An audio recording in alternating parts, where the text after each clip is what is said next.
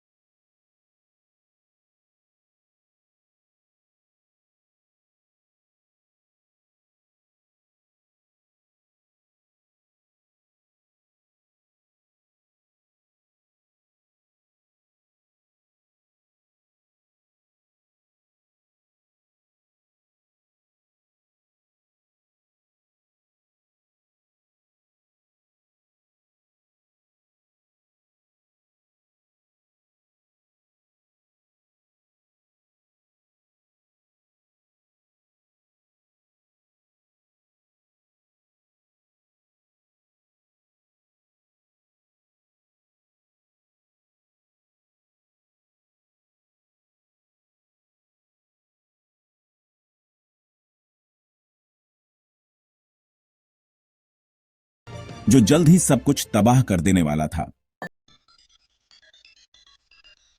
हर्षद मेहता का plan Indian banking system के interbank lending mechanism, खासकर रेडी फॉरवर्ड डील्स की एक लूप होल का फायदा उठाने पर बेस्ड था।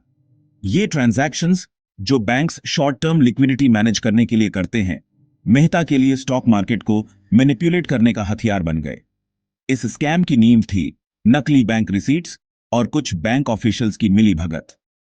मेहता नकली बैंक रिसीट्स बनाता था जो दिखाते थे कि बैंक ने गवर्नमेंट सिक्योरिटीज में इन्वेस्ट किया है, जबकि असलियत में ऐसा कोई ट्रांजैक्शन हुआ ही नहीं होता था। इन नकली बैंक रिसीट्स को रेडी फॉरवर्ड सिस्टम के जरिए दूसरे बैंक से शॉर्ट टर्म लोन्स लेने के लिए कोलैटरल के तौर पर इस्तेमाल किया जाता था। इस तरह से मिले पैसों को फिर स्टॉक मार्केट में लगाया जाता था, खासकर कुछ चोजन स्टॉक्स में। मेहता का तरीका सिंपल था पर इफेक्टिव। इन स्टॉक्स की डिमांड को आर्टिफिशियली बढ़ाओ जिससे उनके प्राइसेस आसमान छूने लगे। इससे मार्केट में तेजी का भ्रम पैदा होता था और लोग मुनाफे के लालच में फंस जाते थे।